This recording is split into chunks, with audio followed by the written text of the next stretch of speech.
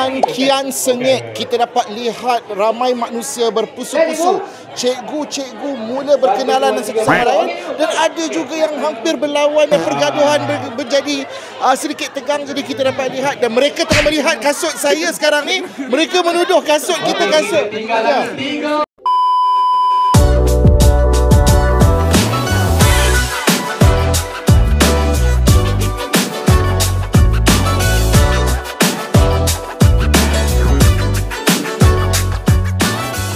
The media and information literacy is very important for the teachers, because the teachers are very close to the students, the young people.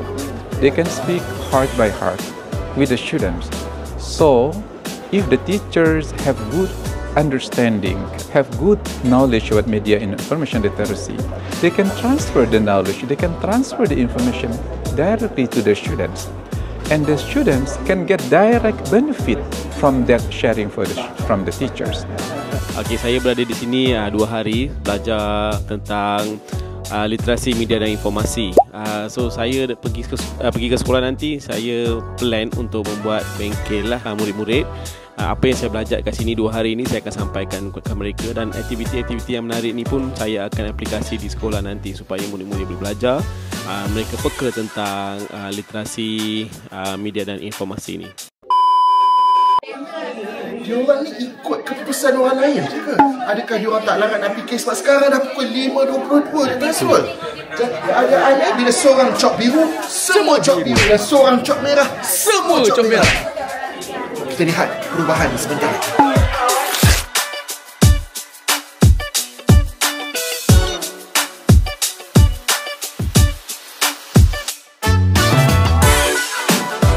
Selama ni macam kita tahulah pasal literasi media tapi tak begitu mendalam. So bila dah 2 hari berbengkel ni dengan fasilitator yang sangat fun, dapat pendedahan yang lagi dalam lah. Contohnya hari last ni kita belajar nak terapkan dalam PDP. So dapatlah ilmu daripada kumpulan lain, dan terutamanya saya pula mengajar subjek bahasa. So boleh terapkan dalam kelas nanti.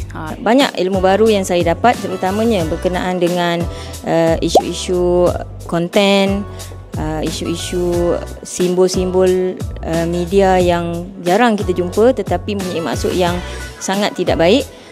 Dan apa yang boleh saya terapkan nanti di sekolah adalah mungkin saya boleh selitkanlah dalam subjek-subjek yang saya ajar seperti bahasa Inggeris dan sains tentang bahayanya konten-konten yang tidak bertapis.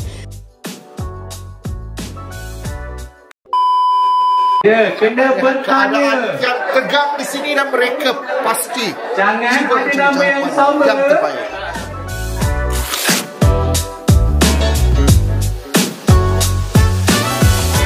Dan dalam program ini saya dapat melihat kepentingan kenapa isu-isu tentang literasi media, termasuklah hate speech dan juga isu-isu 3R, dan juga berbagai false information atau misleading info menyebabkan pelajar sendiri pun confused sama ada bagaimana untuk identify what's the real info, what's the fake info. So dalam bengkel ini kita nampak kepentingan itu, dan selepas saya balik ke sekolah, apa yang boleh dilaksanakan antaranya adalah saya akan bincang dengan guru BNK atau bimbingan dan kaunseling untuk melaksanakan bengkel tertentu kepada pelajar-pelajar. Jadi besar harapan kami supaya jaringan guru-guru ini dapat diperluaskan insya-Allah dalam masa akan datang, dan dapat memanfaatkan untuk generasi akan datang ke arah membentuk generasi yang tinggi, karamah misalnya.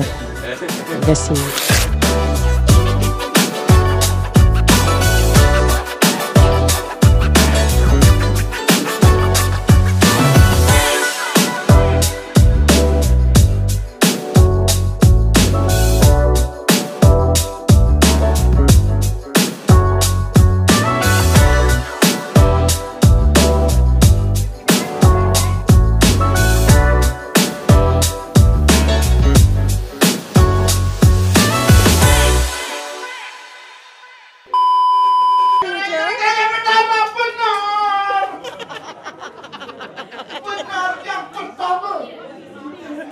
Terganggu ya.